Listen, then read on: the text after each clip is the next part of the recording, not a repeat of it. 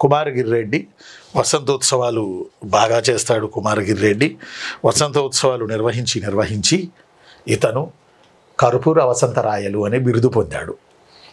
వసంతోత్సవాలు నిర్వహించి ఇతను కర్పూర వసంతరాయలని బిరుదు పొందాడు. ఎవరైనా కుమారగిరి రెడ్డి. అలానే ఈయన వసంత రాజీయం అనే బుక్ రాశాడు. అంటే వసంతోత్సవాలకి, కల్చరల్ అంశాలకి ఈయన ఎంత ఇంపార్టెన్స్ ఇస్తాడో మీరు అర్థం చేసుకోండి. వసంత రాజీయం అనే బుక్ ఎవరు రాశారని అడుగుతాడు కుమారగిరి రెడ్డి. ఇది డైరెక్ట్ బిట్టు. కల్చరల్ అంశాలకి పెద్దపీట వేసిన రెడ్డిరాజు ఎవరని అడుగుతాడు ఇండైరెక్ట్గా. అసలు ఇందులో బిట్టే లేదు.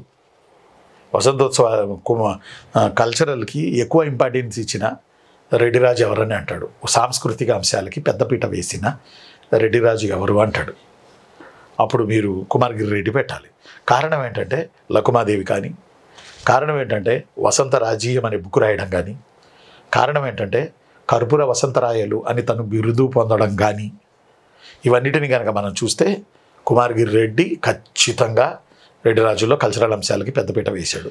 రేపు సింపుల్గా మిమ్మల్ని రెడ్డిరాజుల్లో విరివిగా చేసిన ఫెస్టివల్ ఏదని అడగొచ్చు.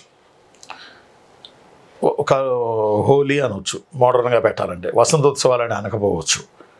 హోలీ అంటే మోడర్న్లో హోలీ ఆర్ వసంతోత్సవాలు.